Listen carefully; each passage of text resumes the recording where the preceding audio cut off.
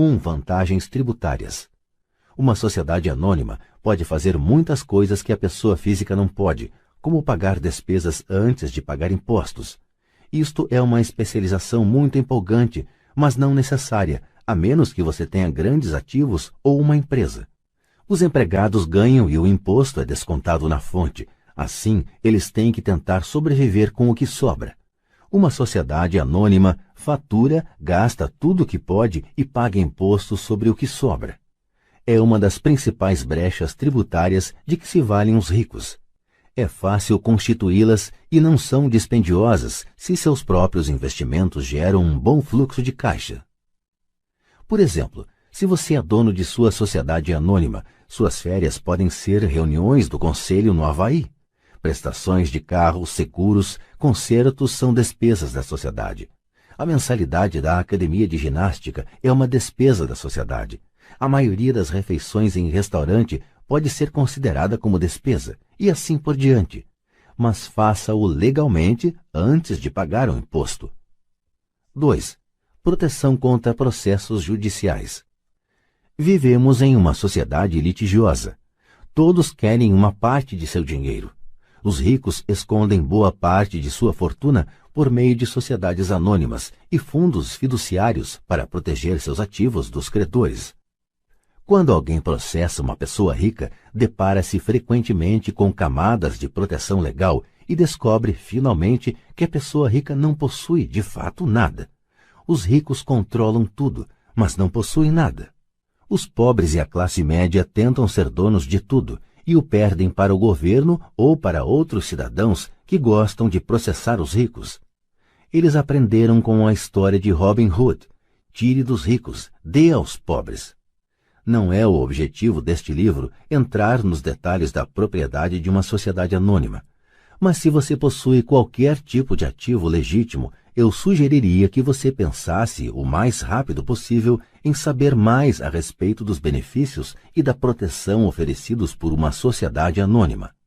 Há muitos livros sobre o assunto que lhe mostrarão até os passos necessários para formar uma sociedade anônima.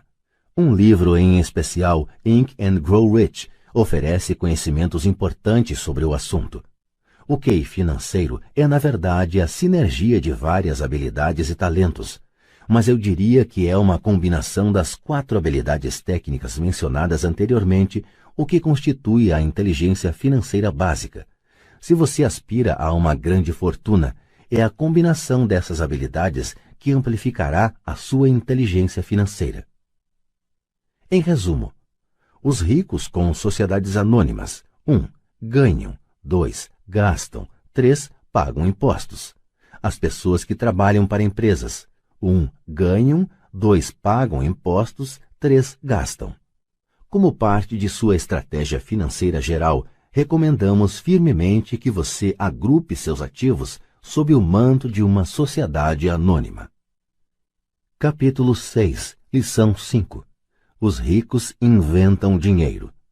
Ontem de noite interrompi a redação e fui assistir a um programa de televisão sobre a história de um jovem chamado Alexander Graham Bell.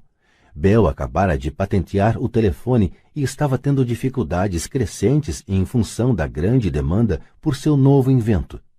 Precisando ampliar suas atividades, ele procurou o gigante da época, a Western Union, para perguntar se havia interesse na compra de sua patente e de sua pequena empresa. Ele desejava $100.000 por todo o pacote. O presidente da Western Union zombou dele e recusou a oferta, afirmando que o preço era ridículo. O resto é história. Surgiu uma indústria multibilionária e nascia a AT&T. Quando terminou a história de Alexander Graham Bell, veio o noticiário noturno. Entre as notícias estava o downsizing de outra empresa local. Os trabalhadores estavam furiosos e reclamavam que os donos da empresa estavam sendo injustos. Um gerente demitido de cerca de 45 anos de idade estava na fábrica com sua mulher e 2 crianças, pedindo aos guardas que o deixassem entrar para falar com os proprietários a fim de solicitar que reconsiderassem sua demissão. Ele acabara de comprar uma casa e estava com medo de perdê-la. A câmera focalizava suas queixas para que todo mundo pudesse ver. Não preciso dizer que isso prendeu minha atenção. Ensino profissionalmente desde 1984. Tem sido uma experiência muito gratificante. E também uma atividade perturbadora, pois tenho ensinado para milhares de pessoas e vejo algo em comum em todos nós, incluindo eu próprio. Todos temos um potencial tremendo e fomos abençoados com dons. Contudo, a única coisa que nos detém é alguma insegurança. Não é tanto a falta de informação, mas sim a falta de autoconfiança. Alguns são mais afetados do que outros. Quando saímos da escola, a maioria de nós sabe que o que conta não é tanto o título que obtivemos ou as notas que tiramos. No mundo real, fora da academia, é necessário algo mais do que simplesmente notas. Já ouvi falar de garra, ousadia, audácia, coragem, cara de pau, esperteza, tenacidade, brilho. Este fator, qualquer que seja o nome que se lhe atribui, é mais decisivo em última instância para nosso futuro do que as notas obtidas ao longo dos estudos. Dentro de cada um de nós há alguma dessas características. Existe também o reverso das mesmas, pessoas que, se necessário, se ajoelhariam suplicantes. Depois de passar um ano no Vietnã como piloto da Marinha, passei a conhecer intimamente esses dois aspectos dentro de mim. Nenhum deles é melhor do que o outro. Contudo, como professor, reconheço que são o medo excessivo e a falta de autoconfiança os grandes empecilhos à manifestação do gênio pessoal. Partia-me o coração ver estudantes que sabiam as respostas e que, no entanto, não tinham a coragem de agir em consequência. Muitas vezes no mundo real não são os talentosos que vão em frente, mas os ousados. Em minha experiência pessoal, o gênio financeiro exige tanto conhecimento técnico quanto ousadia. Se o medo for muito forte, o gênio se extingue. Nas aulas, incentivo os estudantes a aprenderem a assumir riscos, a serem ousados, a deixarem seu gênio converter seu medo em poder e brilhantismo. Funciona para alguns e apavora outros. Acabei percebendo que a maioria das pessoas, quando se trata de dinheiro, prefere a segurança. Tive que responder a perguntas como: por que arriscar?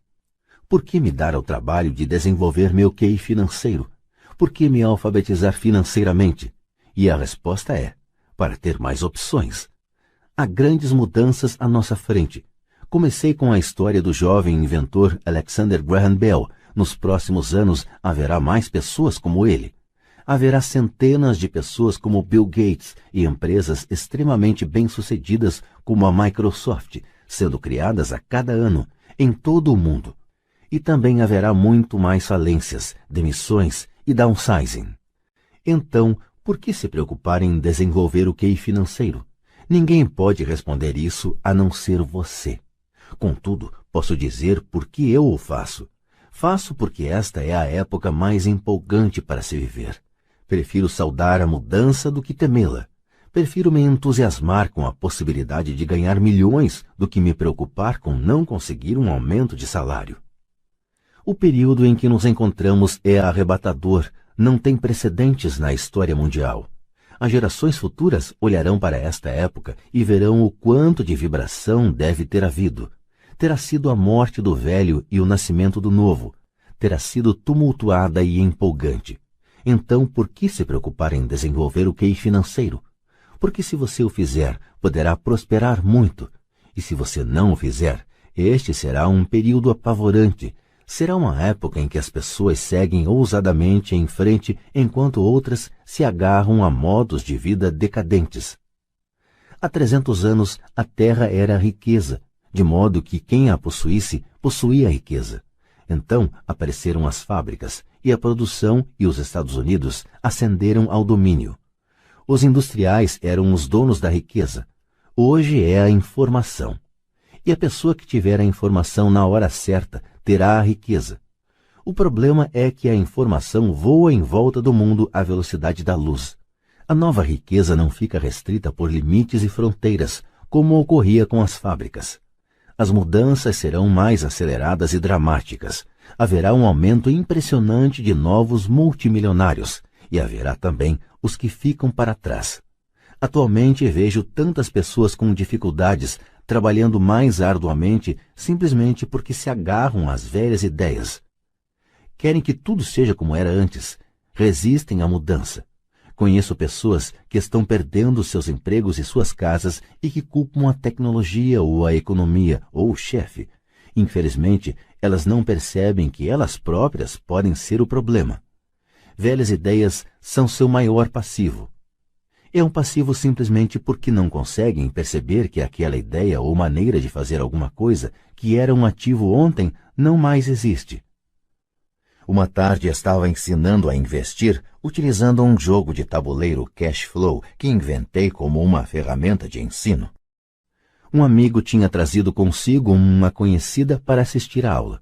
Essa conhecida tinha se divorciado recentemente, sendo grandemente prejudicada pelo acordo feito e agora estava à procura de respostas. Seu amigo pensou que a aula pudesse ajudar. O jogo foi criado de modo a ajudar as pessoas a entender como funciona o dinheiro. Ao jogar, aprendem a interação entre demonstração de renda e balanço.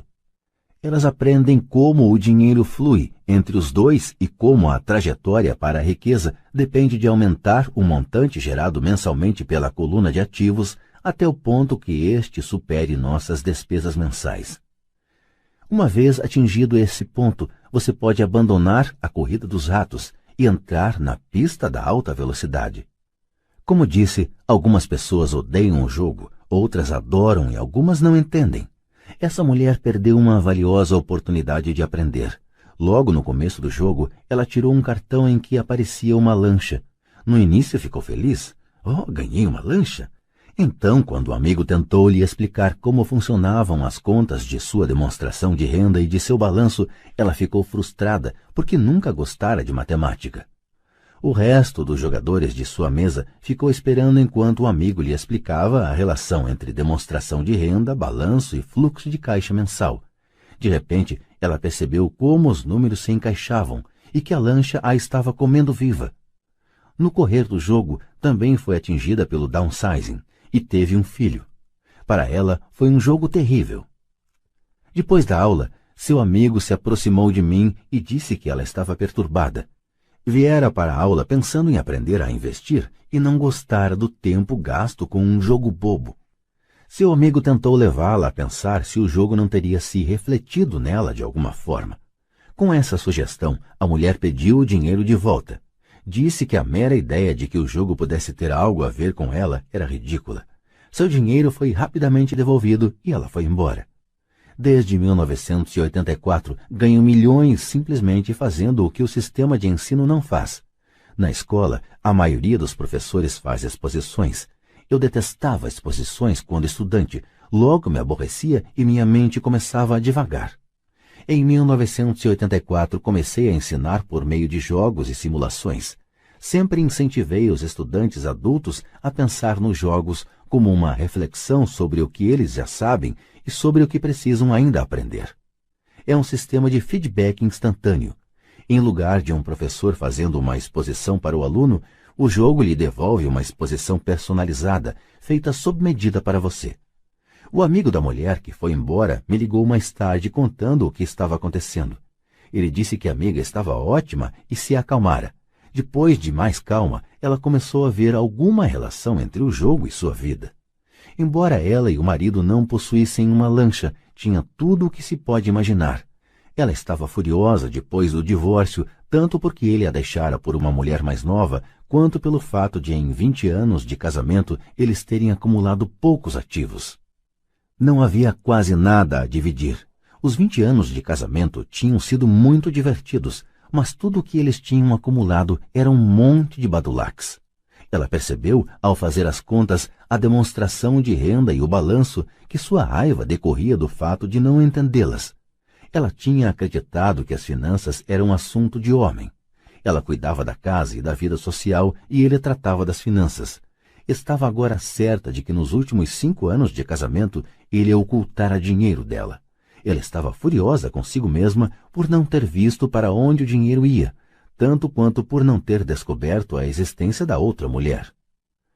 Da mesma maneira que o jogo de tabuleiro, o mundo está sempre nos dando um feedback instantâneo. Poderíamos aprender muito se prestássemos mais atenção. Um dia, não muito tempo atrás, queixei-me com minha mulher de que a lavanderia devia ter encolhido minhas calças. Minha mulher sorriu gentilmente e cutucou minha barriga para informar que as calças não tinham encolhido, alguma coisa tinha se expandido. O jogo Cash Flow se destina a oferecer a cada jogador um feedback pessoal. Seu objetivo é apresentar opções. Se você tirar um cartão que o endivida, a questão é: o que posso fazer agora? Quantas opções financeiras diferentes você pode imaginar? Este é o objetivo do jogo: ensinar os jogadores a pensar e criar várias e novas opções financeiras. Já observei pessoas que jogam Cash Flow. Aquelas que saem da corrida dos ratos mais rapidamente são as que têm um bom conhecimento dos números e uma mente criativa do ponto de vista financeiro. Elas reconhecem as diferentes opções financeiras. As pessoas que demoram mais são as que não têm familiaridade com números e que frequentemente não entendem o poder do investimento. As pessoas ricas frequentemente são criativas e assumem riscos calculados. Há muita gente que ganha rios de dinheiro no jogo, mas não sabe o que fazer com ele. A maioria dessas pessoas também não é bem-sucedida nas finanças na vida real. Todos parecem passar à sua frente. São muitos os que, apesar da quantidade de dinheiro que possuem, não progridem financeiramente. Limitar suas opções é o mesmo que agarrar-se a ideias antiquadas. Tenho um amigo do meu tempo no 2º grau que trabalha em 3 empregos. 20 anos atrás, era o mais rico da minha turma. Quando a usina de açúcar local fechou, a empresa em que trabalhava quebrou junto. Na sua cabeça, ele só tinha uma opção e essa era a opção antiga: trabalhar arduamente. O problema é que não conseguia encontrar um emprego que reconhecesse sua antiguidade na empresa quebrada. Em consequência, ele tem uma qualificação superior ao necessário no emprego atual e seu salário é, portanto, inferior. Então ele está trabalhando em 3 empregos para conseguir sobreviver. Observei pessoas que jogam Cash Flow queixando-se de que as cartas não lhes oferecem as oportunidades certas e assim ficam paradas. Conheço quem faça isso na vida real. Esperam pela oportunidade certa. Observei pessoas que tiram a carta certa, mas não têm dinheiro suficiente. Então se queixam de que poderiam ter saído da corrida dos ratos se tivessem mais dinheiro e assim ficam paradas. Na vida real, há quem faça o mesmo. Vêem todos os grandes negócios, mas não têm dinheiro. E já vi pessoas tirarem uma carta com uma grande oportunidade, lê-la em voz alta e não terem a ideia do que se tratava. Tenho dinheiro, a época é oportuna, tem a carta, mas não veem a chance que está à sua frente. Não conseguem ver como isso se encaixa em seu plano financeiro para sair da corrida dos ratos. E ainda os que parecem todos esses tipos combinados. A maioria tem uma oportunidade única bem na sua frente e não consegue vê-la. 1 ano depois descobre que todos os outros ficaram ricos. A inteligência financeira é simplesmente ter mais opções. Se as oportunidades não aparecem à sua frente, que outra coisa você pode fazer para melhorar sua posição financeira? Se uma oportunidade lhe cai do céu e você não tem dinheiro e o banco não lhe dá atenção, o que mais poderia fazer para essa oportunidade trabalhar a seu favor? Se seu palpite é errado e o que você esperava não acontece, como pode transformar um limão em milhões? Isso é inteligência financeira. Não é tanto o que acontece, mas quantas soluções financeiras diferentes você pode imaginar para transformar um limão em milhões. É a sua criatividade a serviço da solução de problemas financeiros. A maioria das pessoas só conhece uma solução: trabalhar arduamente, poupar e levantar empréstimos. Então, por que você quer aumentar sua inteligência financeira? Por que você quer ser o tipo de pessoa que cria sua própria sorte? Você pega o que quer que aconteça e o torna melhor. Poucas pessoas percebem que a sorte é criada, do mesmo modo que o dinheiro. E se você quer ter mais sorte e criar dinheiro em lugar de trabalhar arduamente, então sua inteligência financeira é importante. Quando éramos garotos, Mike e eu ouvíamos meu pai rico dizer que o dinheiro não é real. Pai Rico de vez em quando nos lembrava como chegamos perto do segredo do dinheiro naquele primeiro dia em que começamos a fazer dinheiro com gesso. Os pobres e a classe média trabalham pelo dinheiro, dizia. Os ricos fazem dinheiro. Quanto mais real vocês pensarem que o dinheiro é, tanto mais arduamente trabalharão por ele. Se vocês perceberem que o dinheiro não é real, enriquecerão mais rápido. Então, o que é?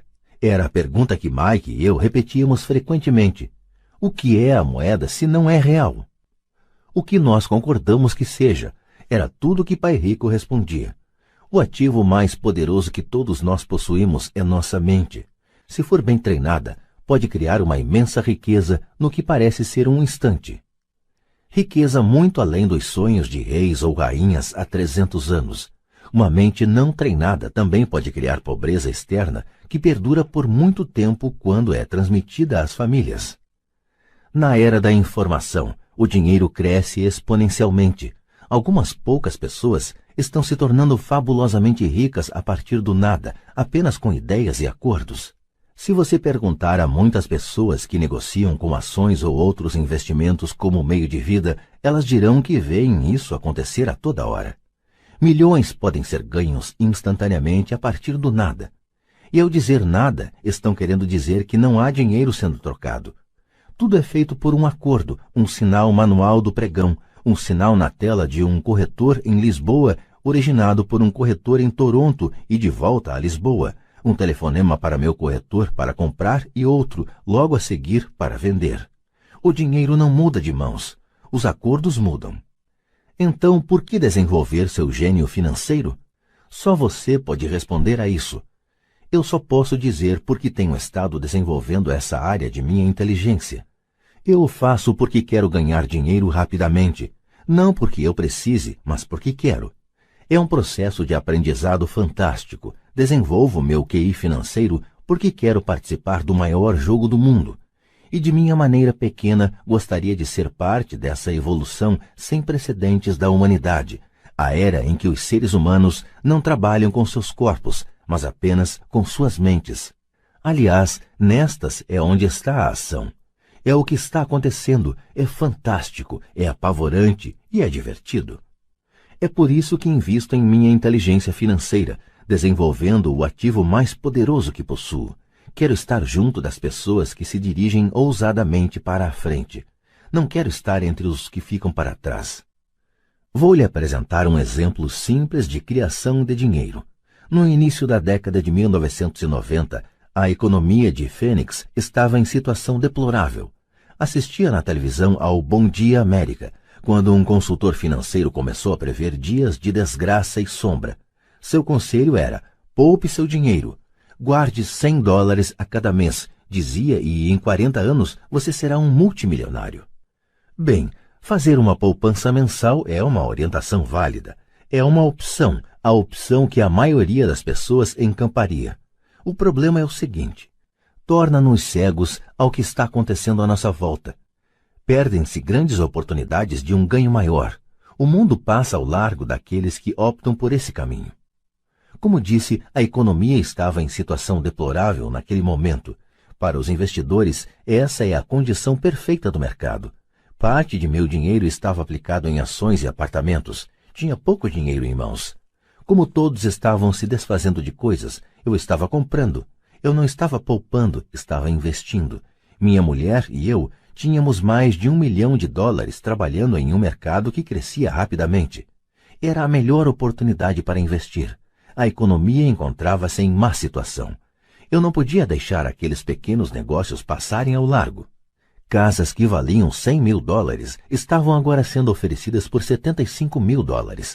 Mas em vez de comprar na imobiliária local, comecei a comprar no escritório do advogado especializado em falências ou nos degraus do tribunal. Nesses lugares, uma casa de $75 mil podia ser adquirida por $20 mil ou menos. Com $2 mil que um amigo me emprestou por 90 dias e encargos de $200, dei ao advogado um cheque como entrada.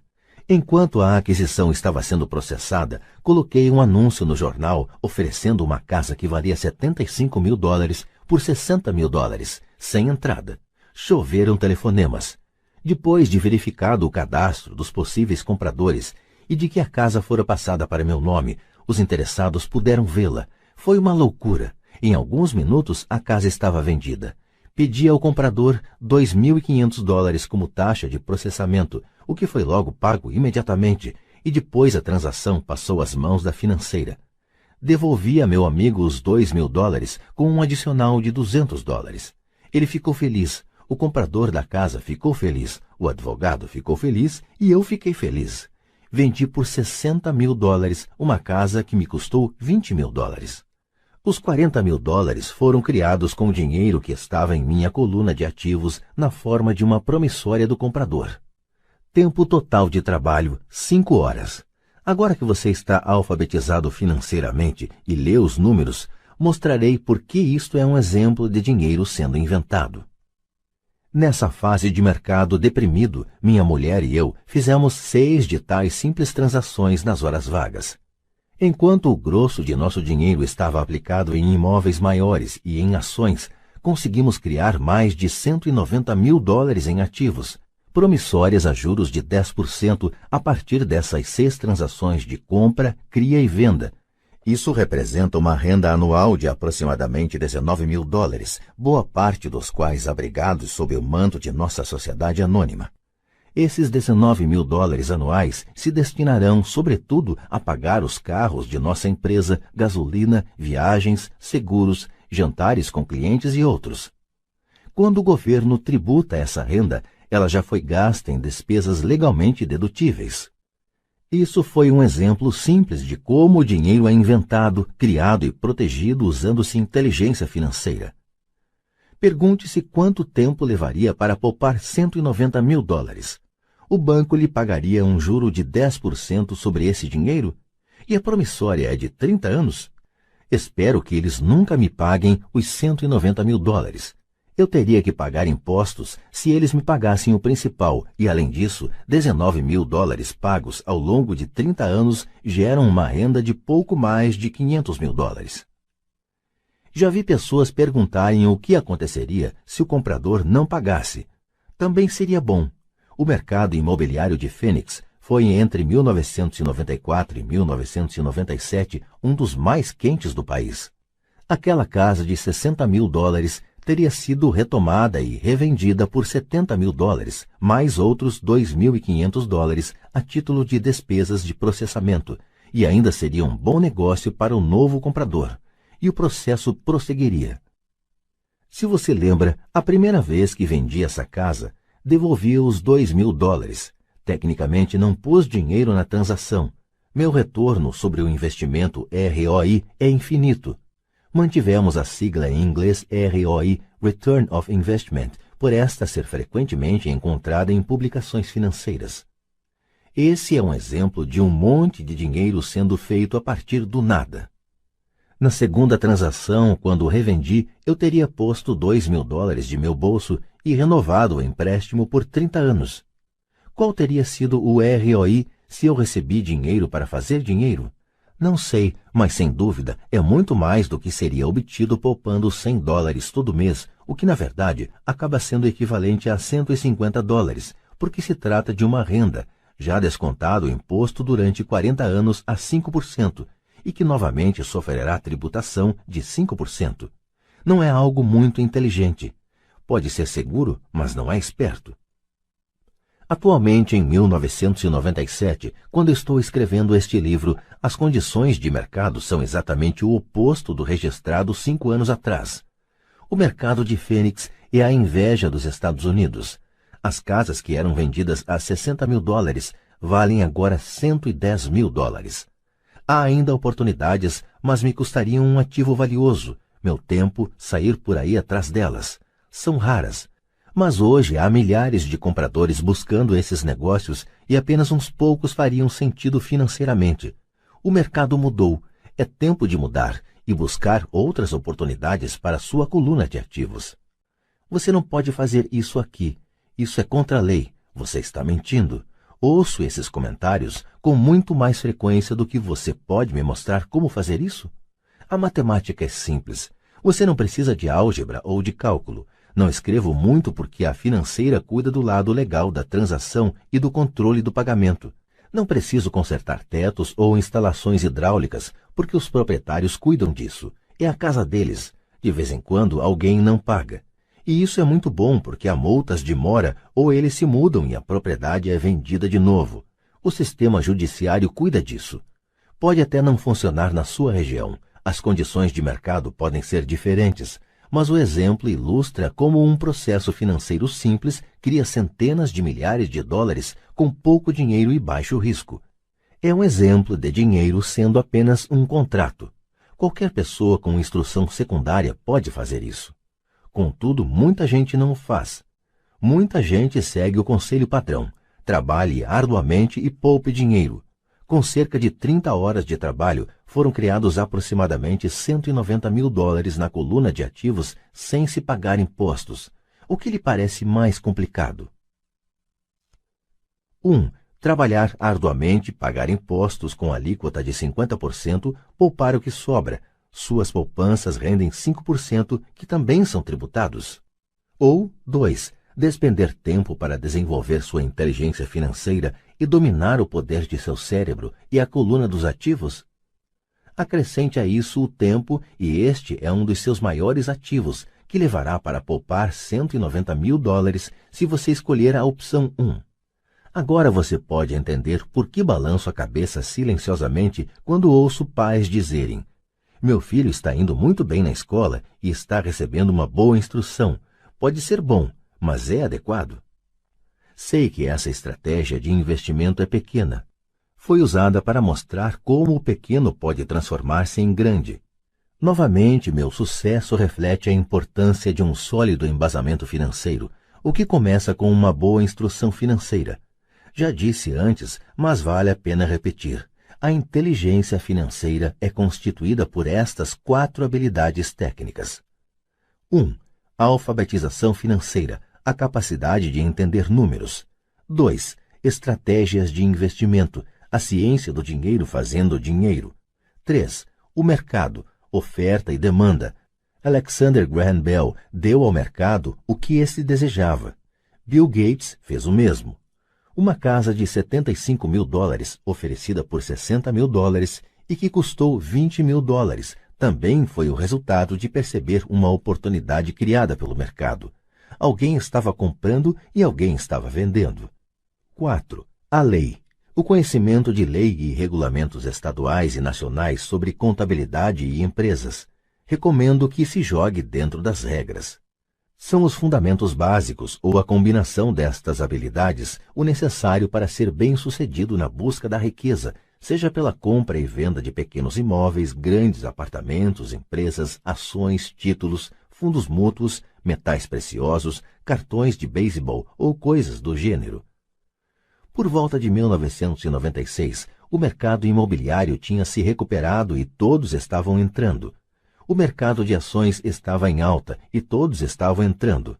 A economia dos Estados Unidos punha-se de pé novamente. Comecei a vender em 1996 e viajei para o Peru, Noruega, Malásia e Filipinas. Os investimentos tinham mudado. Nós estávamos fora do mercado imobiliário, pelo menos no que se referia a compras.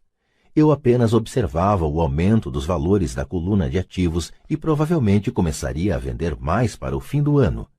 Isto estava dependendo de algumas alterações na legislação serem aprovadas pelo Congresso. Desconfio que alguns desses pequenos negócios imobiliários começarão a ser vendidos e a promissória de 40 mil dólares será convertida em dinheiro. Preciso consultar meus contadores e me preparar para liquidá-la e procurar formas de resguardar o dinheiro. O que desejo ressaltar aqui é que os investimentos vêm e vão, os mercados sobem e descem, as economias melhoram e entram em crise. O mundo está sempre lhe apresentando oportunidades únicas a cada dia de sua vida, mas, na maior parte das vezes, não conseguimos percebê-las. Mas elas estão lá. E quanto mais o mundo muda e quanto mais a tecnologia progride, maiores oportunidades existirão para permitir que você e sua família estejam seguros pelas próximas gerações. Então, por que desenvolver sua inteligência financeira? Repito, só você pode responder a isso. Sei porque eu continuo a aprender e desenvolver. Eu o faço porque sei que estão vindo mudanças. Prefiro saudar a mudança do que me agarrar ao passado. Sei que haverá expansões do mercado e crises. Quero desenvolver continuamente minha inteligência financeira, porque a cada mudança, algumas pessoas estarão de joelhos suplicando por seus empregos. Outras, entretanto, pegarão os limões que a vida lhes dá, e ela nos dá a todos ocasionalmente, e os transformarão em milhões. Isso é inteligência financeira. Muitas vezes me perguntam sobre os limões que transformei em milhões. Hesito, porém, em usar mais exemplos de investimentos pessoais. Hesito porque tenho medo de que pareça bravata ou autoelogio. Não é essa a minha intenção. Uso os exemplos apenas como ilustração numérica e cronológica de casos concretos e simples. Uso os meus exemplos porque quero que você saiba que é fácil.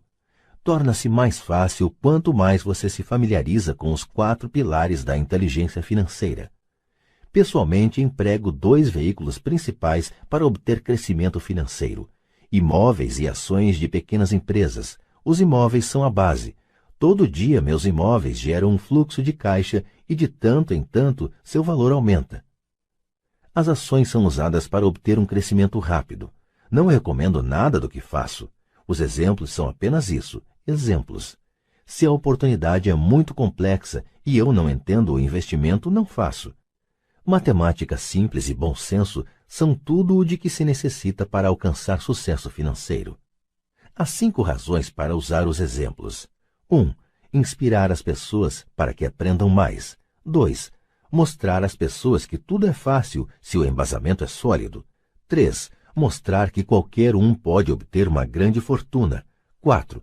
Mostrar que há milhões de maneiras de atingir nossos objetivos. 5. Mostrar que isto não é ciência espacial. Em 1989, eu costumava correr numa bela região de Portland, Oregon. Era um subúrbio com lindas casas que pareciam de boneca. Eram pequenas e lindas. Eu quase que esperava encontrar na calçada Chapeuzinho Vermelho a caminho da casa da vovó. Por todo lugar havia cartazes de vende-se. O mercado de toras de madeira estava em crise e o mercado de ações acabara de entrar em colapso e a economia estava deprimida. Numa rua notei um cartaz que parecia pregado lá há mais tempo que os outros, anunciando a venda de uma casa. Correndo por lá um dia encontrei o dono da casa que tinha um ar preocupado. — Quanto o senhor quer pela casa? — perguntei. O dono se virou e deu um sorriso desanimado. — Faça uma oferta, disse. — Está à venda há 1 ano, ninguém mais aparece para vê-la. — Vou olhar, disse eu, e meia hora depois comprava a casa por menos de $20.000 do que o proprietário pedira originalmente. Era uma bela casinha de 2 quartos, com enfeites de madeira em todas as janelas. Sua cor era azul com detalhes cinza e fora construída em 1930. Em seu interior, uma lareira de pedra. Uma casa perfeita para se alugar. Dei uma entrada de $5.000 por uma casa de $45.000, mas que realmente valia $65.000, embora ninguém quisesse comprá-la. O proprietário a desocupou em 1 semana, feliz de ver-se livre dela, e logo chegou o meu inquilino, um professor da escola local. Depois de pagar a hipoteca e despesas diversas, eu ficava com $40 ao fim de cada mês. Nada muito empolgante. 1 ano depois, o mercado imobiliário deprimido do Oregon começou a se recuperar. Os investidores da Califórnia, cheios de dinheiro obtido em seu mercado imobiliário ainda em expansão, estavam se deslocando para o norte e comprando imóveis no Oregon e em Washington. Vendi a casinha por $95.000 a um casal californiano que achou que estava diante de uma pechincha. Meu ganho de capital de cerca de $40.000 foi empregado numa aplicação amparada pela seção 1031 e comecei a procurar um lugar onde pôr o dinheiro. Em 1 mês, encontrei um prédio com 12 apartamentos perto da fábrica da Intel em Beaverton, Oregon. Seus donos moravam na Alemanha e não tinham ideia de quanto valia o local, e novamente só queriam se desfazer do imóvel. Ofereci $275.000 por um prédio que valia $450.000. Concordaram com $300.000. Comprei e fiquei com ele por 2 anos. Utilizando o mesmo processo de troca de imóveis com tributação deferida, minha mulher e eu vendemos o prédio por $495 mil e compramos outro com 30 apartamentos em Phoenix, Arizona. Naquela época nos mudamos para Phoenix para sair de uma crise e teríamos que vendê-lo de qualquer maneira. O preço do prédio de 30 apartamentos era de $875 mil, com entrada de $225 mil. O fluxo de caixa decorrente do aluguel dos 30 apartamentos era de pouco mais de $5 mil ao mês.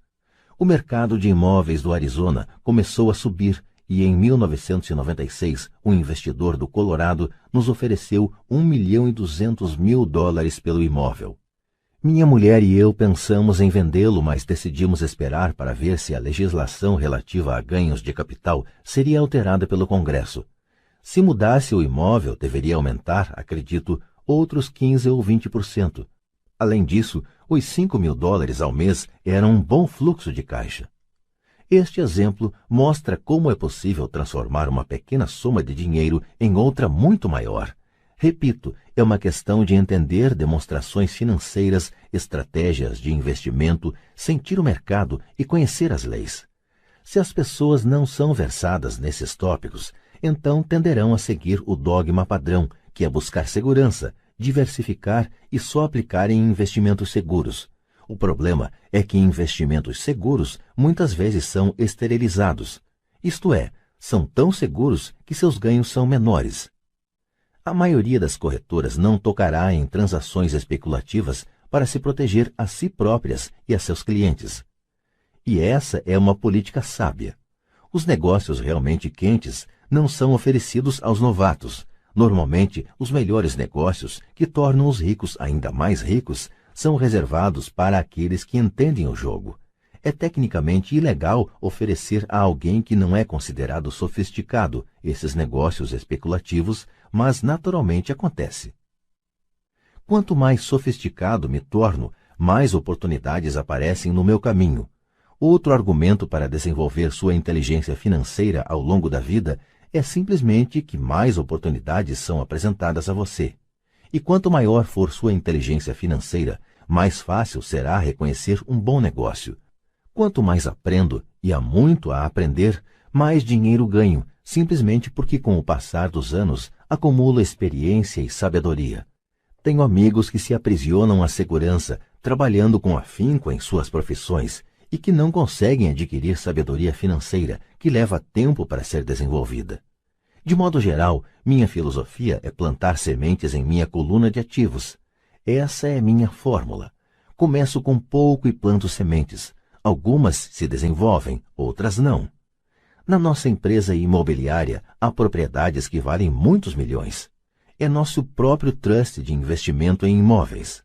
A maioria desses milhões partiu de investimentos mínimos, da ordem de $5 mil ou $10 mil. Todas essas entradas foram beneficiadas por terem ocorrido em momentos de rápida ascensão do mercado, aumentos isentos de imposto, compras e vendas feitas repentinamente ao longo de alguns anos. Também temos um portfólio de ações, abrigado em uma empresa que minha mulher e eu chamamos de nosso fundo mútuo pessoal. Temos amigos que fazem negócios especificamente com investidores como nós, de modo que temos a cada mês dinheiro extra para investir. Compramos ações de empresas de capital fechado, de alto risco, especulativas, que estão próximas de serem listadas em bolsas dos Estados Unidos ou do Canadá. Um exemplo de como é possível obter ganhos rápidos são 100 mil ações compradas a 25 centavos, pouco antes da abertura de capital da empresa. 6 meses depois, a empresa estava listada em bolsa e as 100 mil ações agora valem $2 cada uma. Se a empresa for bem administrada, o preço continuará subindo e as ações podem alcançar $20 ou mais cada uma. Houve ocasiões em que nossos $25 mil se transformaram em 1 milhão em menos de um ano. Se você sabe o que está fazendo, você não está jogando. É jogo quando você põe dinheiro em um negócio e reza para que dê certo. O importante é usar conhecimento técnico, sabedoria e amor ao jogo para minimizar os riscos. Naturalmente, sempre há algum risco. É a inteligência financeira que aumenta as chances. Assim, o que é muito arriscado para uma pessoa é menos arriscado para outra.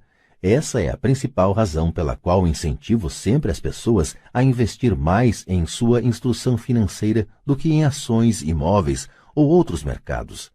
Quanto mais esperto você for, mais chances terá de reduzir os riscos. As ações nas quais eu invisto são extremamente arriscadas para a maioria das pessoas e não aconselho de forma alguma que outros o façam. Estou nesse jogo desde 1979 e já paguei mais do que devia por elas.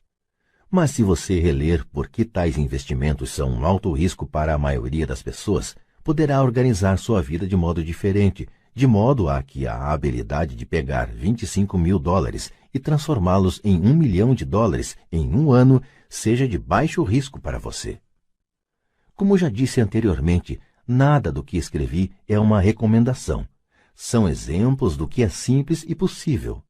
O que faço é café pequeno no esquema das coisas. Contudo, para um indivíduo médio, uma renda de $100.000 ao ano, sem fazer muita força, é agradável e não muito difícil de obter.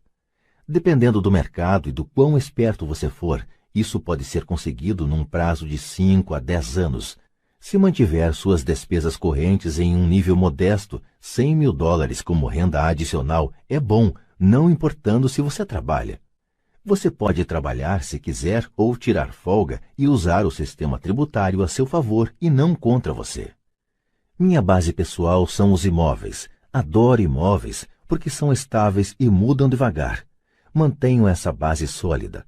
O fluxo de caixa é constante e, se administrado adequadamente, tem boas chances de ter seu valor aumentado. A beleza de uma sólida base em imóveis é que ela me permite arriscar um pouco mais com as ações especulativas que compro. Se tenho grandes lucros no mercado de ações, pago o imposto sobre os ganhos de capital e reinvisto o que sobra em imóveis, garantindo assim o alicerce de meus ativos. Uma última palavra sobre imóveis. Tenho viajado por todo o mundo ensinando a investir. Em todas as cidades ouço as pessoas dizerem que não há imóveis baratos. Não é essa a minha experiência. Mesmo em Nova York ou Tóquio, ou mesmo nos arredores das cidades, há pechinchas desprezadas pela maioria das pessoas. Em Singapura, que atualmente registra uma alta no preço dos imóveis, podem-se encontrar ainda pechinchas em locais não muito distantes. Logo, sempre que ouço alguém me dizer, você não pode fazer isso aqui, respondo que talvez a afirmação adequada seja, não sei como fazer isso aqui ainda. As grandes oportunidades não são vistas com os olhos, são vistas com a mente. Muita gente não ficará rica nunca simplesmente porque não tem o treinamento financeiro para reconhecer oportunidades que estão bem à sua frente. Muitas vezes me perguntam, como começo? No último capítulo, mostro 10 passos que segui na trajetória para minha independência financeira, mas sempre lembro que é preciso que seja divertido. É apenas um jogo. Algumas vezes você ganha e outras aprende. Mas divirta-se. A maioria das pessoas jamais ganha porque tem medo de perder. É por isso que a escola é tão tola. Na escola aprendemos que os erros são maus e somos punidos por cometê-los. Contudo, se você prestar atenção à maneira como os seres humanos aprendem, verá que aprendemos errando. Aprendemos a andar caindo. Se nunca cairmos, não andaremos nunca. O mesmo quanto a andar de bicicleta. Ainda tenho cicatrizes nos joelhos, mas hoje ando de bicicleta sem pensar. O mesmo vale para enriquecer. Infelizmente, a principal razão pela qual a maioria das pessoas não é rica é por seu pavor de perder. Os vencedores não têm medo de perder, mas os perdedores sim. Os fracassos são parte do processo do sucesso. As pessoas que evitam os fracassos também evitam os sucessos. Penso no dinheiro de forma semelhante ao meu jogo de tênis. Jogo muito, erro, corrijo, erro mais, volto a corrigir e melhoro meu jogo. Se eu perder o jogo, vou até a rede e aperto a mão de meu adversário, sorrio e digo, até sábado. Há 2 tipos de investidor. 1. O primeiro e mais comum são as pessoas que compram um investimento empacotado. Eles procuram um varejista, seja uma imobiliária, seja um corretor ou um consultor financeiro e compram alguma coisa. Pode ser um fundo mútuo, um trust de investimentos imobiliários, ações ou títulos. É uma forma bem limpa e simples de investir. Pode ser comparado à pessoa que vai à loja e compra um computador direto da prateleira. 2. O segundo são os investidores que criam investimentos. Este investimento, em geral, organiza um negócio de forma semelhante às pessoas que compram os componentes e montam seu computador. É algo sob medida. Eu não sei como juntar componentes de computador, mas sei como juntar oportunidades ou conheço gente que sabe. É este segundo tipo que tem mais probabilidade de se tornar um investidor profissional. Algumas vezes são necessários anos para se juntarem todas as peças. E às vezes nunca se consegue isso. Meu pai rico me incentivou a ser este tipo de investidor. É importante aprender a juntar as peças, porque é aí onde estão os grandes ganhos e, se a maré é adversa, as grandes perdas. Se você quer ser o segundo tipo de investidor, precisa desenvolver 3 habilidades principais. Estas se somam àquelas necessárias para se adquirir a inteligência financeira. 1. Como encontrar uma oportunidade que ninguém mais viu? Você vê com sua mente o que os outros veem com os olhos. Por exemplo, um amigo comprou uma casa caindo aos pedaços. Era assustador olhar para ela. Todos se perguntavam por que ele a teria comprado. O que ele viu e nós não vimos foi que, junto com a casa, a compra envolvia mais 4 lotes de terreno vazio. Ele verificou isso indo à imobiliária. Depois de comprar a casa, ele a demoliu e vendeu os 5 lotes para um construtor por 3 vezes o que tinha pago. Ele ganhou $75 mil em 2 meses de trabalho. Não é muito dinheiro, mas sem dúvida é muito mais do que o salário mínimo e não há muitas dificuldades técnicas. 2. Como conseguir dinheiro? Em geral, as pessoas só procuram o banco. Esse segundo tipo de investidor precisa saber onde levantar recursos e há muitas formas de fazê-lo sem ir ao banco. Para começar, aprendi a comprar imóveis sem precisar de banco. Não é tanto pelos imóveis, mas pela aprendizagem de como conseguir o dinheiro, o que não tem preço. Muito frequentemente ouço as pessoas dizerem: o banco não me dá um empréstimo, ou não tenho dinheiro para comprar isso. Se você quiser se tornar um investidor do tipo 2, precisará aprender a fazer o que atrapalha tanta gente. Em outras palavras, a maioria das pessoas deixa que a falta de dinheiro as impeça de fechar um negócio. Se você puder evitar esse obstáculo, estará milhões à frente dos que não aprenderam essas habilidades. Muitas vezes adquiri uma casa ou ações ou um prédio de apartamentos sem ter um tostão no banco. Uma vez comprei um prédio por $1.200.000. O que eu fiz é chamado amarrar a transação com um contrato escrito entre comprador e vendedor. Então, consegui o necessário para pagar o depósito de $100 mil, o que me permitiu obter 90 dias para levantar o resto do dinheiro. Por que eu fiz isso? Simplesmente sabia que o prédio valia $2 milhões. Nunca levantei o dinheiro. Em lugar disso, a pessoa que depositou os $100 mil me deu $50 mil por ter encontrado o prédio, assumiu minha posição e eu saí do negócio. Total de tempo de trabalho, 3 dias. Repito, conta mais o que você sabe do que o que você compra. Investir não é comprar, é conhecer. 3. Como organizar pessoas espertas.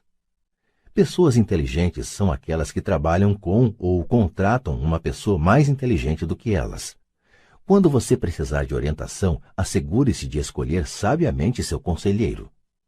Há muito o que aprender, mas a recompensa pode ser astronômica. Se você não quer aprender essas habilidades, então é aconselhável ser um investidor do tipo 1. Sua maior riqueza é o que você sabe. Seu maior risco é o que você não conhece. Sempre há risco, de modo que aprenda a administrá-lo em vez de evitá-lo. Capítulo 7, Lição 6. Trabalhe para aprender, não trabalhe pelo dinheiro. Em 1995, concedi uma entrevista a um jornal de Singapura. A jovem repórter chegou na hora e imediatamente começou a entrevista. Sentamos no hall de entrada de um hotel luxuoso, tomamos café e falamos do objetivo de minha visita à cidade. Eu devia dividir o palco com Zig Ziglar. Ele falaria de motivação e eu dos segredos dos ricos. Gostaria de ser um dia uma autora de best-sellers, como o senhor, disse ela. Eu já lera alguns de seus artigos de jornal e ficara impressionado. Ela tinha um estilo forte e claro. Seus artigos atraíam o interesse do leitor. A senhora tem ótimo estilo, respondi. O que a impede de alcançar seu sonho? Parece que não consigo ir adiante, ela respondeu calmamente. Todos dizem que meus romances são ótimos, mas não acontece nada. De modo que continuo no jornal. Pelo menos dá para pagar as contas. O senhor teria alguma sugestão? Sim, retruquei animadamente. Um amigo meu tem aqui em Singapura um curso que ensina as pessoas a vender. Ele dá cursos de treinamento em vendas para as principais empresas desta cidade e penso que se a senhora assistisse a um de seus cursos, sua carreira poderia se beneficiar bastante. Ela se espantou. O senhor está dizendo que eu deveria aprender a vender? Balancei a cabeça afirmativamente. O senhor está falando sério? Voltei a fazer que sim com a cabeça. O que há de errado com isso? Agora eu estava recuando. Ela se ofendera com o que eu disse. Preferiria não ter dito nada. Em minha tentativa de ser útil, comecei a defender minha sugestão. Tenho um mestrado em literatura inglesa. Por que frequentaria um curso de vendas? Sou uma profissional. Fui para a universidade para não ser vendedora. Odeio vendedores. Eles só pensam em dinheiro. Diga-me, para que vou estudar vendas? Ela começou a arrumar suas coisas. A entrevista tinha acabado. Na mesa em frente ao sofá estava um exemplar de um best-seller que eu publicara. Peguei o livro e algumas notas que ela fizera num bloco. Está vendo isto? Disse eu apontando para suas anotações. Ela olhou para o bloco. O quê? Ela disse confusa. Novamente apontei para suas anotações. No bloco ela escrevera Robert Kiyosaki, autor de best-sellers. Aqui fala autor de best-sellers, não diz melhor escritor. Seus olhos se arregalaram imediatamente. Sou um péssimo escritor. Você é uma grande escritora. Eu frequentei curso de vendas. Você tem um mestrado. Junte as duas coisas e você terá uma autora de best-sellers e uma boa escritora. Seu olhar estava enfurecido. Nunca me rebaixarei tanto quanto chegar a aprender como vender. Pessoas como o senhor não têm nada que ficar escrevendo. Fui treinada profissionalmente para escrever e o senhor para vender. Não é justo. Guardou o resto de suas notas e disparou pelas amplas portas de vidro para a úmida manhã de Singapura. Pelo menos na manhã seguinte sua reportagem era equilibrada e favorável. O mundo está cheio de gente inteligente, talentosa, instruída e qualificada. Encontramos com elas todos os dias. Estão todas em volta de nós. Alguns dias atrás, meu carro estava com problemas. Entrei numa oficina e o jovem mecânico o consertou em alguns minutos. Ele sabia o que estava errado apenas pelo barulho do motor. Fiquei impressionado. A triste verdade é que um grande talento não é suficiente. Sempre fico chocado ao perceber o pouco que ganham as pessoas talentosas. Ouvi outro dia que menos de 5% dos americanos ganham mais de $100.000 ao ano. Já encontrei gente muito instruída, brilhante, que ganha menos de $20.000 ao ano. Um consultor comercial especializado na área médica me dizia que muitos médicos, dentistas e quiropráticos têm dificuldades financeiras. Até então eu pensava que, quando eles se formassem, os dólares choveriam. Foi esse consultor que me disse: eles estão uma habilidade atrás da grande riqueza. O que isso quer dizer é que muitas pessoas precisam apenas aprender e dominar uma habilidade a mais e sua renda aumentará exponencialmente. Já mencionei que a inteligência financeira é uma sinergia entre contabilidade, investimento, marketing e direito. Combine essas 4 habilidades técnicas e ganhar dinheiro com o dinheiro será mais fácil. Quando se fala de dinheiro, a única habilidade que a maioria das pessoas conhece é trabalhar mais. O exemplo clássico de sinergia de habilidades era essa jovem jornalista. Se ela aprendesse ativamente as habilidades de vendas e marketing, sua renda poderia aumentar de forma espetacular. Se eu fosse ela, faria alguns cursos de redação publicitária além de vendas. Então, em vez de trabalhar no jornal, eu procuraria um emprego em uma agência de publicidade. Mesmo se seu salário se reduzisse, ela aprenderia a comunicar-se sinteticamente, como se faz com tanto sucesso na publicidade. Ela também aprenderia relações públicas, uma habilidade importante. aprenderia como obter milhões em publicidade gratuita. Então, de noite e nos fins de semana, ela poderia escrever seu grande romance. E quando este tivesse terminado, ela estaria mais apta a vender seu livro. E assim, em pouco tempo, ela poderia ser autora de best-sellers. Quando publiquei meu primeiro livro, If You Want to Be Rich and Happy, Don't Go to School. Se você quer ser rico e feliz, não vá para a escola. Um editor sugeriu que eu mudasse o título para A Economia da Educação. Falei que com um título como este, eu só conseguiria vender 2 exemplares, um para minha família e outro para meu melhor amigo. O problema é que eles esperariam ganhá-lo. O agressivo título foi escolhido porque eu sabia que assim obteria toneladas de publicidade. Sou favorável à educação e acredito em reforma educacional. De outra forma, por que continuaria eu a pressionar por mudanças em nosso sistema de ensino antiquado? Por isso escolhi um título que me permitisse ir a mais apresentações de televisão e rádio simplesmente por causa da controvérsia. Muitas pessoas pensaram que eu era louco, mas o livro vendeu muito bem. Quando me formei na Academia de Marinha Mercante dos Estados Unidos em 1969, meu pai instruído ficou feliz. A Standard Oil da Califórnia me contratara para sua frota de navios tanque. Eu era terceiro e imediato e o salário era baixo em comparação ao de meus colegas, mas era um bom emprego para um recém-formado. Meu salário inicial era de cerca de $42.000 ao ano, incluindo as horas extras, e eu só trabalhava durante 7 meses. Tinha 5 meses de férias. Se eu quisesse, poderia ter ido para o Vietnã com uma empresa de navegação subsidiária e teria com facilidade dobrado meu salário em vez de descansar nas férias. Tinha uma grande carreira à minha frente, contudo me demiti 6 meses depois e fui para a Marinha dos Estados Unidos para aprender a voar. Meu pai instruído ficou arrasado. Pai rico me deu parabéns. Na escola e no local de trabalho estava na moda a especialização, isto é, para ganhar mais ou obter uma promoção era necessário especializar-se em algo como ortopedia ou pediatria. O mesmo se aplica a contadores, arquitetos, advogados, pilotos e outros. Meu pai instruído acreditava no mesmo dogma e ficou empolgado quando finalmente obteve um doutorado.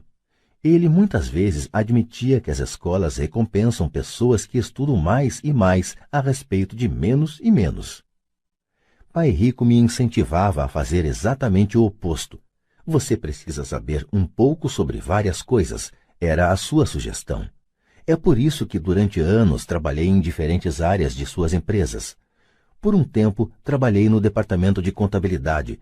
Embora eu provavelmente nunca chegasse a ser um contador, ele queria que eu aprendesse por osmose. Pai rico sabia que eu pegaria o jargão e o sentimento daquilo que é importante e do que não é importante.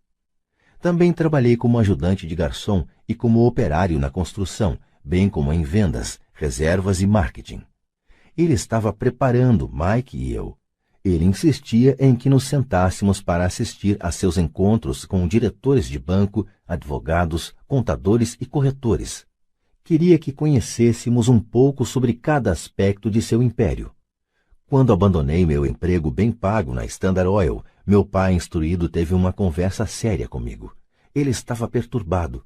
Ele não podia entender minha decisão de largar uma carreira que oferecia salário alto, grandes benefícios, muito tempo de folga e oportunidades de promoção. Quando me perguntou certa noite por que você se demitiu, eu não consegui por mais que tentasse explicar para ele.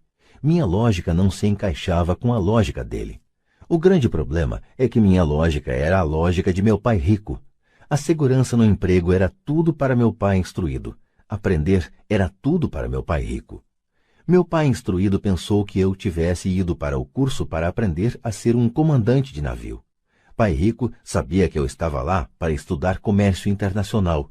Enquanto estudava, fiz transporte de cargas, naveguei em grandes cargueiros, em navios de passageiro pelo Extremo Oriente e pelo Pacífico Sul. Pai rico me incentivava a navegar pelo Pacífico em lugar de ir para a Europa, porque sabia que as nações emergentes estavam na Ásia e não no velho continente.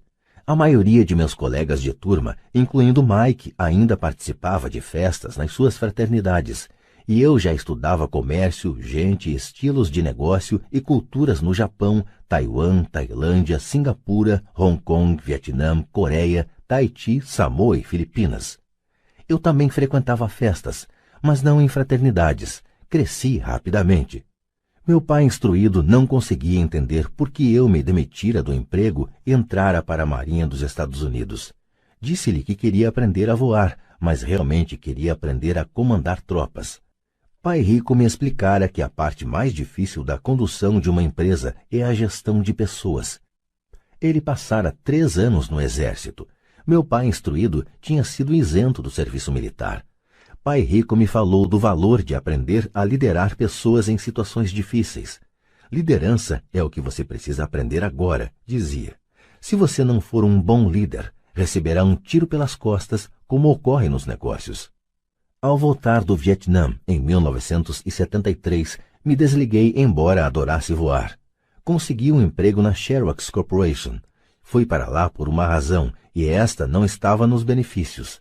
Eu era bastante tímido, e a ideia de vender me parecia a coisa mais apavorante do mundo. A Xerox tem um dos melhores programas de treinamento em vendas dos Estados Unidos. Pai Rico ficou muito orgulhoso de mim.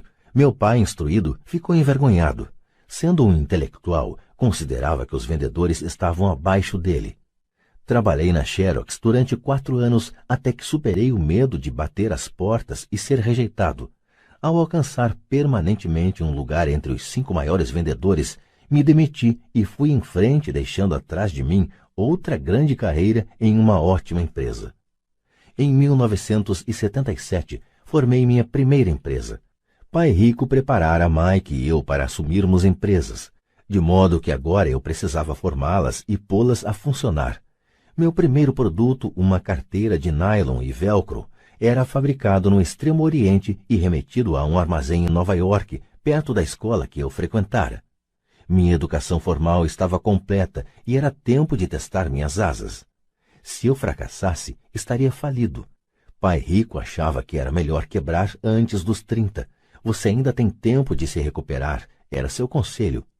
Na véspera de meu 30º aniversário, a primeira remessa saiu da Coreia para Nova York. Hoje ainda faço negócios internacionais, e conforme me incentivou Pai Rico, procuro os países emergentes. Minha empresa de investimentos opera na América do Sul, Ásia, Noruega e Rússia. Há um velho dito segundo o qual emprego é a sigla de quase quebrado. E, infelizmente, eu diria que isso se aplica a milhões de pessoas. Como a escola não acha que inteligência financeira seja inteligência, a maioria dos trabalhadores vive dentro de suas posses. Trabalham e pagam as contas. Há outra terrível teoria da administração que diz: os empregados trabalham apenas o suficiente para não serem demitidos e os empregadores pagam apenas o suficiente para os trabalhadores não irem embora. E se você observa a escala salarial da maioria das empresas, diria que há uma certa verdade na afirmação. O resultado líquido é que, em geral, os trabalhadores não progridem. Eles fazem o que foram ensinados a fazer, conseguir um emprego seguro. A maioria dos empregados se concentra em salários e benefícios que os remuneram a curto prazo, mas que são frequentemente desastrosos a longo prazo. Já eu recomendo aos jovens que procurem emprego pelas oportunidades de aprendizado, mais do que pelo que possam receber. É preciso ver que habilidade se deseja adquirir antes de escolher uma profissão específica e antes de cair na corrida dos ratos. Uma vez aprisionadas num processo permanente de pagamento de contas, as pessoas se tornam como os pequenos hamsters, correndo em suas gaiolas. Suas pequenas pernas peludas correm furiosamente, a roda gira furiosamente, mas dia vai, dia vem, elas ainda estão na mesma gaiola. Grande emprego. No filme Jerry Maguire, com Tom Cruise, há grandes bordões. Talvez o mais memorável seja: mostre-me o dinheiro. Mas a outra frase que me parece mais verdadeira aparece na cena em que Tom Cruise está saindo da empresa.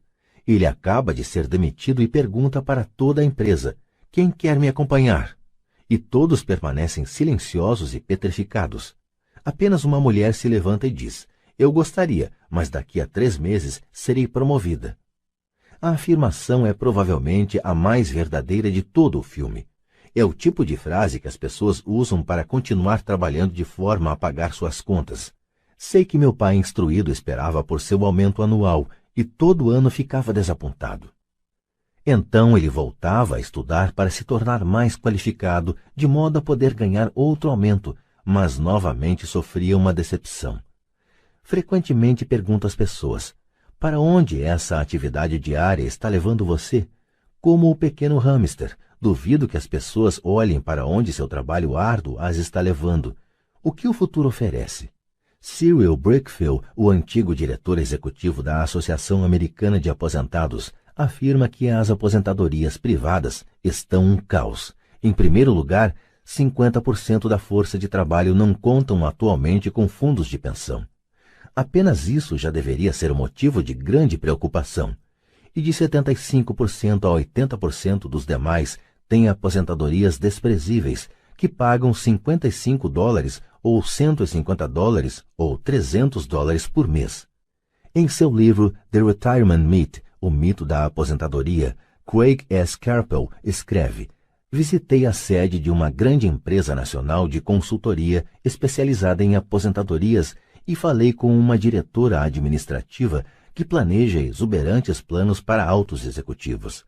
Quando lhe perguntei o que as pessoas comuns poderiam esperar receber como aposentadoria, ela disse com um sorriso confiante: a bala de prata. O que é? Perguntei a bala de prata. Ela deu de ombros. Se os baby boomers descobrem que não têm dinheiro suficiente para viver quando forem mais velhos, eles sempre podem dar um tiro nos miolos. Carpel continua explicando a diferença entre os antigos planos de benefícios definidos e os novos planos de contribuições programadas, que são mais arriscados. Não é um quadro animador para a maioria das pessoas que está trabalhando atualmente, e isso é só a aposentadoria. Quando se acrescentam despesas médicas e casas de repouso para idosos, o quadro se torna aterrador. Em seu livro de 1995, ela indica que as despesas hospitalares variam de $30 mil a $125 mil ao ano. Em uma casa de repouso para idosos, sem qualquer mordomia, a anuidade estava em torno de $88 mil. Muitos hospitais em países onde a medicina é socializada já têm que tomar decisões dramáticas como quem permanecerá vivo e quem vai morrer. Eles tomam essas decisões com base no orçamento e na idade dos pacientes. Os cuidados médicos são destinados ao paciente mais jovem. O paciente mais velho fica para o fim da fila. Assim como os ricos podem se permitir uma educação, eles também podem se manter vivos enquanto aqueles com pouca fortuna morrem. Fico imaginando se há trabalhadores pensando no futuro ou se eles apenas se preocupam com o próximo contra-cheque sem questionar-se sobre o que virá mais adiante. Quando falo para adultos que querem ganhar mais dinheiro, sempre dou o mesmo conselho. Sugiro que pensem no longo prazo. Em lugar de trabalhar simplesmente pelo dinheiro e pela segurança, que são, admito, importantes, sugiro que procurem um segundo emprego onde possam aprender outra habilidade. Muitas vezes recomendo que se integrem a uma empresa de marketing de rede, também chamado de marketing multinível, se quiserem adquirir habilidades de venda. Algumas dessas empresas têm excelentes programas de treinamento que ajudam as pessoas a suportar o medo do fracasso e da rejeição, que são as principais razões pelas quais a maioria das pessoas não é bem-sucedida. A instrução vale mais do que o dinheiro, a longo prazo. Quando ofereço esta sugestão, ouço muitas vezes: isso é muito trabalhoso, ou só quero fazer o que me interessa. Quanto à primeira resposta, retruco: então o senhor prefere passar a vida entregando 50% do que ganha ao governo? Quanto à segunda observação, digo: eu não tenho interesse em ir à academia de ginástica, mas vou para me sentir melhor e viver mais. Infelizmente, há a verdade no velho adágio: não se pode ensinar truques novos a um cachorro velho. A menos que a pessoa esteja acostumada a mudar, é difícil mudar. Mas para aqueles que ainda estão em cima do muro em relação à ideia de trabalhar para aprender algo novo, ofereço esta palavra de incentivo: a vida se parece muito com ir à academia. A parte mais difícil é se decidir a começar. Uma vez feito isso, fica fácil. Em muitas ocasiões, ficava temeroso de ir para a academia, mas chegando lá em movimento era ótimo. Depois dos exercícios, fico feliz de ter me decidido a ir. Se você não está disposto a trabalhar para aprender algo novo e insiste em se especializar em sua área, assegure-se de trabalhar em uma empresa sindicalizada. Os sindicatos foram planejados para proteger especialistas. Meu pai instruído, depois de ter caído em desgraça junto ao governador, tornou-se presidente do Sindicato de Professores do Havaí. Ele dizia que esse era o trabalho mais pesado que já tivera na vida. Meu pai rico, por outro lado, passou toda a sua vida fazendo o possível para que suas empresas não fossem sindicalizadas. Ele foi bem-sucedido, embora os sindicatos fizessem força, pai rico sempre conseguiu combatê-los. Pessoalmente não tomo partido porque posso ver a necessidade e os benefícios de ambas as situações. Se você seguir os conselhos da escola, tornando-se altamente especializado, então procure a proteção do sindicato. Por exemplo, se eu tivesse prosseguido minha carreira de piloto de aviões, eu teria procurado trabalhar em uma empresa em que o sindicato dos pilotos fosse forte. Por quê?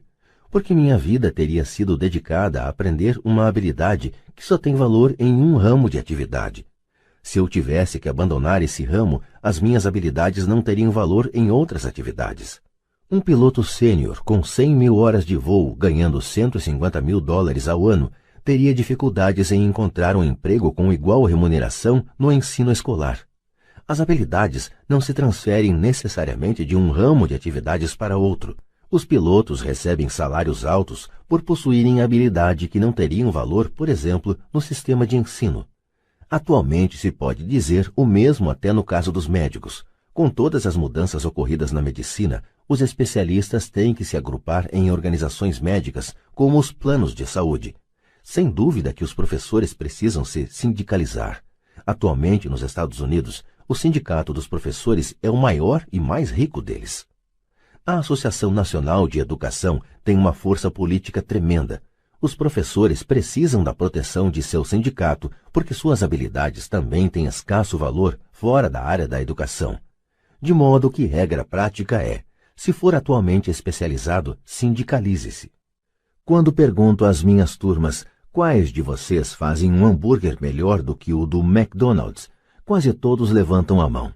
Então pergunto, se a maioria de vocês faz um hambúrguer melhor do que o do McDonald's, como pode ser que o McDonald's ganhe mais dinheiro do que vocês?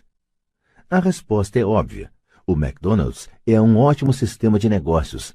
A razão pela qual tantas pessoas talentosas são pobres é que elas se concentram na preparação de um melhor hambúrguer e sabem muito pouco sobre sistemas de negócios. Um amigo meu do Havaí é um grande artista.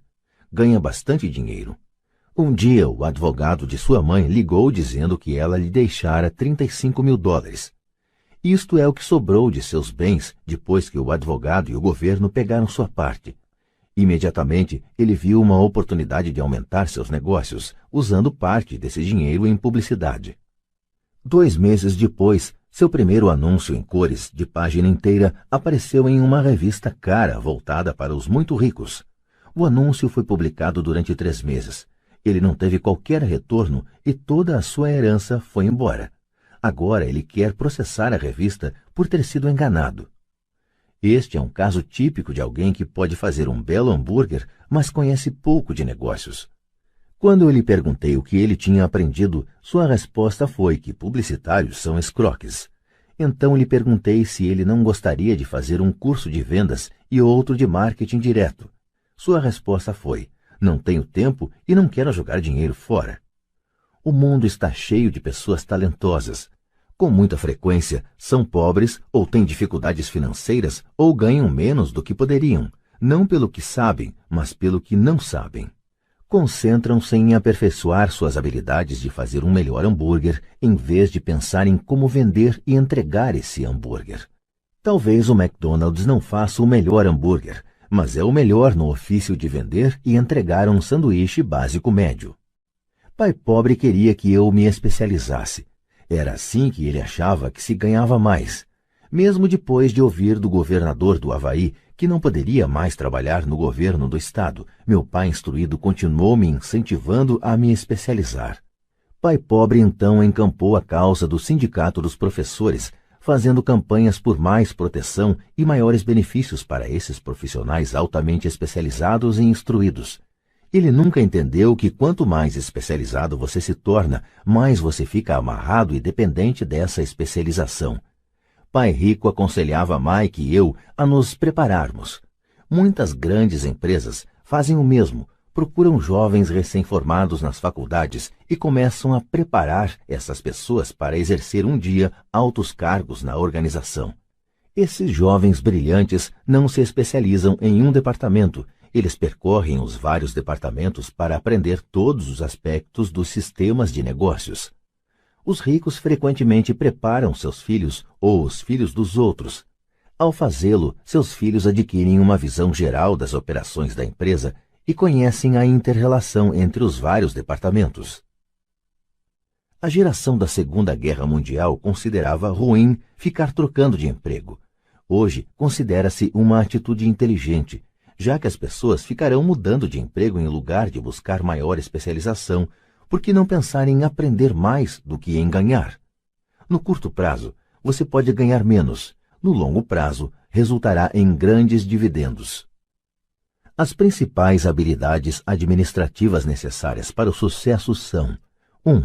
Gestão do fluxo de caixa. 2. Gestão de sistemas, incluindo você e o tempo dedicado à família. 3. Gestão de pessoal. As habilidades especializadas mais importantes são vendas e compreensão da comercialização. É a habilidade de vender, portanto, de comunicar-se com outro ser humano, seja cliente, funcionário, chefe, cônjuge ou filho, a base para o sucesso pessoal. São habilidades de comunicação como redigir, falar e negociar que são cruciais para uma vida de sucesso. São habilidades que exercito constantemente, fazendo cursos ou comprando fitas educativas para expandir meu conhecimento. Como já mencionei, meu pai instruído trabalhava cada vez mais arduamente quanto mais competente se tornava. Ele também se via cada vez mais encurralado quanto mais se especializava. Embora seu salário aumentasse, suas escolhas diminuíam. Pouco depois de ter sido mandado embora do trabalho no governo, descobriu como era vulnerável profissionalmente. É semelhante ao que ocorre com os atletas profissionais, que de repente sofrem uma lesão ou ficam velhos demais para o esporte. Sua posição bem remunerada é perdida e eles têm habilidades limitadas às quais recorrer. Penso que é por isso que meu pai, instruído, se envolveu tanto com os sindicatos a partir daí. Ele percebeu o quanto o sindicato poderia tê-lo favorecido. Atualmente encontro ex-professores ganhando centenas de milhares de dólares ao ano. Eles ganham tanto porque têm, além das habilidades especializadas de sua área, outras habilidades. Eles podem tanto ensinar quanto vender e comercializar. As habilidades de venda, marketing, são difíceis para muitas pessoas, sobretudo em decorrência de seu medo da rejeição.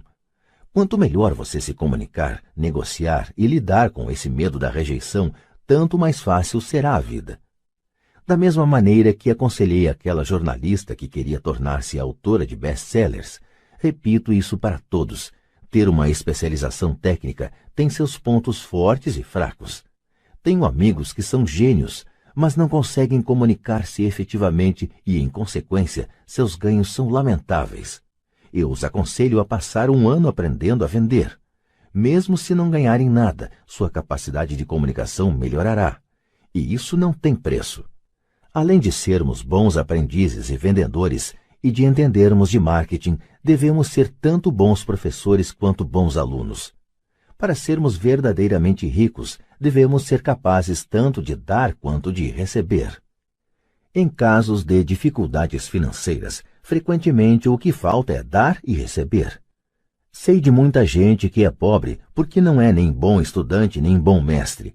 Ambos os meus pais eram homens generosos. Ambos tinham como regra primeiro o dar. A educação era uma de suas formas de doação. Quanto mais davam, mais recebiam. Uma diferença evidente estava na doação de dinheiro. Meu pai rico doava altos montantes. Doava para a igreja, para instituições de caridade, para sua fundação. Ele sabia que para receber dinheiro, você deve dar dinheiro. A doação de dinheiro é o segredo da maioria das grandes famílias ricas. É por isso que existem instituições como a Fundação Rockefeller e a Fundação Ford. São organizações destinadas a tomar a própria riqueza e aumentá-la, bem como distribuí-la perpetuamente. Meu pai instruído costumava dizer sempre: quando tiver algum dinheiro extra, vou doá-lo. O problema é que nunca havia um extra. Trabalhava sempre mais para conseguir mais dinheiro em lugar de concentrar-se na principal lei do dinheiro: dai e recebereis. Ele acreditava no contrário: recebe e darás. Concluindo, tornei-me ambos os pais. Uma parte de mim é um capitalista convicto que adora o jogo do dinheiro fazendo dinheiro.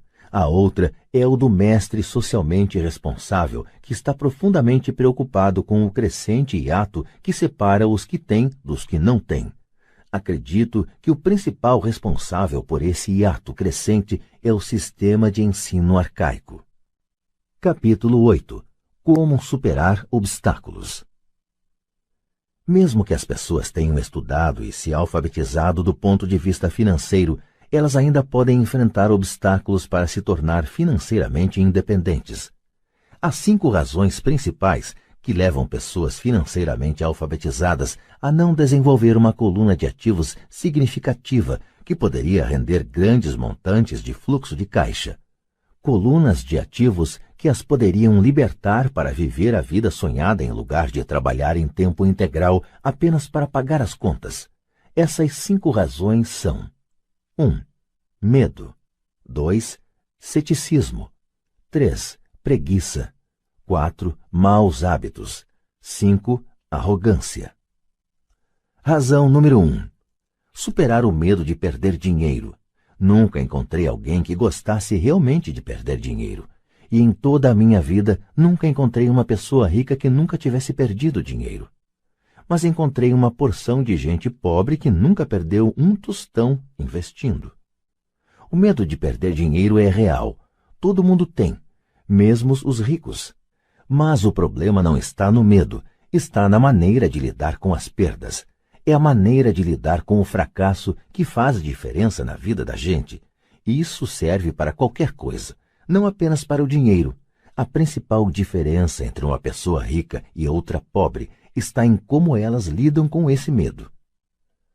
Não há nada errado em ter medo.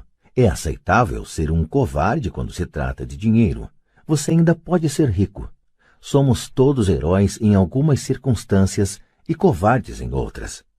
Uma amiga de minha esposa é enfermeira de um pronto-socorro. Quando vê sangue, entra em ação. Quando falo em investir, ela sai correndo. Quando eu vejo sangue, não fujo, desmaio. Meu pai rico entendia as fobias relativas ao dinheiro. Algumas pessoas têm pavor de cobra. Algumas pessoas têm pavor de perder dinheiro. Ambas são fobias, dizia. Sua solução para a fobia de perder dinheiro era um pequeno verso. Se você odeia risco e preocupação, comece cedo. É por isso que os bancos aconselham iniciar o hábito da poupança desde a juventude. Se você começar jovem, será fácil ser rico. Não vou me estender sobre isso, mas há uma grande diferença entre pessoas que começam a poupar aos 20 anos e as que começam aos 30. Uma diferença apreciável. Disse que um dos assombros do mundo é o poder dos juros compostos. A aquisição da ilha de Manhattan é considerada uma das maiores pechinchas de todos os tempos. Nova York foi comprada por $24 em badulaques e contas de vidro. Contudo, se esses $24 tivessem sido investidos a juros de 8% ao ano, esses $24 estariam valendo mais de 28 trilhões em 1995. Manhattan poderia ser recomprada e ainda sobraria dinheiro para comprar boa parte de Los Angeles, especialmente com os preços de imóveis vigentes em 1995. Meu vizinho trabalha para uma grande empresa de computadores. Está lá há 25 anos. Em 5 anos, ele deixará a empresa com $4 milhões em seu fundo de pensão privado. O dinheiro está aplicado em fundos mútuos altamente rentáveis, que ele converterá em títulos e papéis do governo. Ao aposentar-se, ele estará com 55 e terá um fluxo de caixa de cerca de $300 mil ao ano, mais do que o seu salário atual.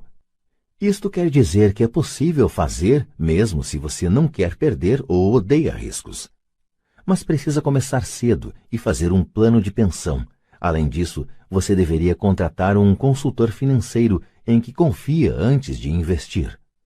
Mas se não tiver muito tempo pela frente ou se quiser aposentar-se mais cedo, como você lida com o medo de perder dinheiro?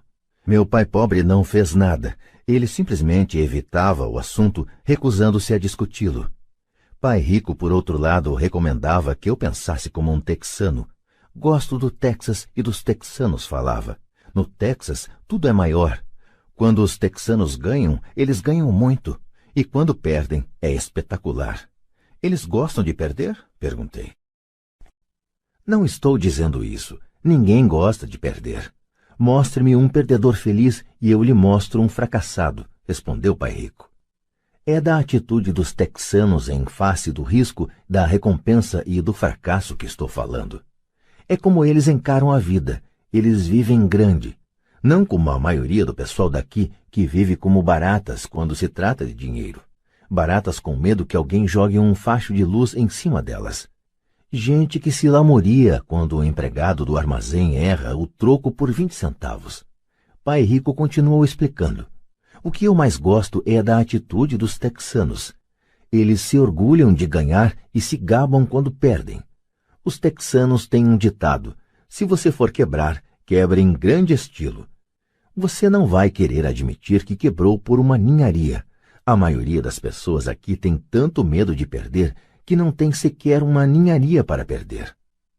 Ele falava constantemente com Mike e comigo que a maior razão da falta de sucesso financeiro era que a maioria das pessoas buscava segurança demais. As pessoas têm tanto medo de perder que elas perdem, costumava dizer. Fran Tarkenton, que foi um grande zagueiro do futebol americano, dizia isso de outra forma. Vencer significa não ter medo de perder. Ao longo de minha vida, observei que os ganhos em geral se seguem às perdas. Antes de aprender a andar de bicicleta, levei muitas quedas. Nunca encontrei um jogador de golfe que não tivesse perdido alguma vez uma bola. Nunca encontrei alguém apaixonado que nunca tivesse tido o coração despedaçado. E nunca encontrei ninguém rico que não tivesse perdido dinheiro. A maioria das pessoas não obtém ganhos financeiros porque a dor de perder dinheiro é maior do que a alegria de ficar rico. Outro ditado do Texas é: todos querem ir para o céu, mas ninguém quer morrer. Todos sonham em ser ricos, mas têm pavor de perder dinheiro. Então nunca se chegará ao céu. Pai Rico costumava contar para Mike e para mim histórias de suas viagens ao Texas. Se você quer realmente aprender como lidar com o risco, com as perdas e com os fracassos, vá para San Antônio e visite o Álamo. O Álamo é uma grande história de gente corajosa que optou por lutar, sabendo que não havia esperança de sucesso contra a superioridade do inimigo. Eles preferiram morrer a render-se. É uma história inspiradora que merece ser estudada, contudo, não deixa de ser uma trágica derrota militar. Eles levaram um chute no traseiro, um fracasso se quiserem, perderam. Então, como é que os texanos lidam com o fracasso?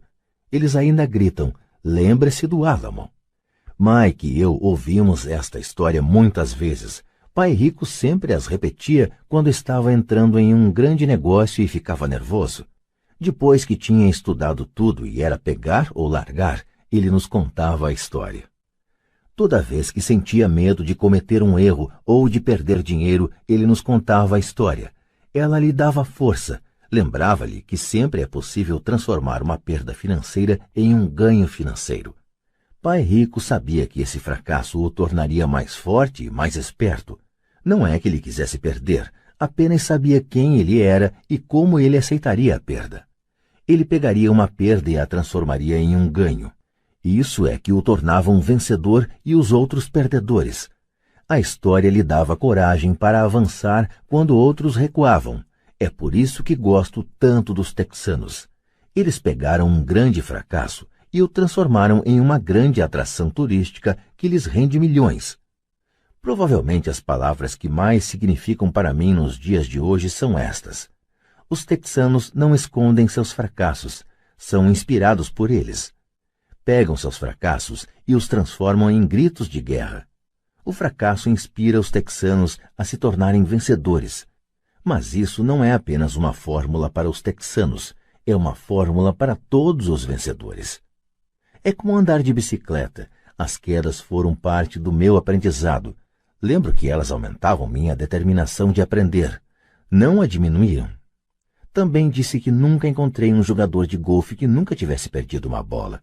Perder uma bola ou um torneio serve de inspiração aos jogadores de golfe para serem melhores, praticarem mais, estudarem mais. Isso é o que os aperfeiçoa. Para os vencedores, os fracassos são uma inspiração. Para os perdedores, o fracasso é uma derrota.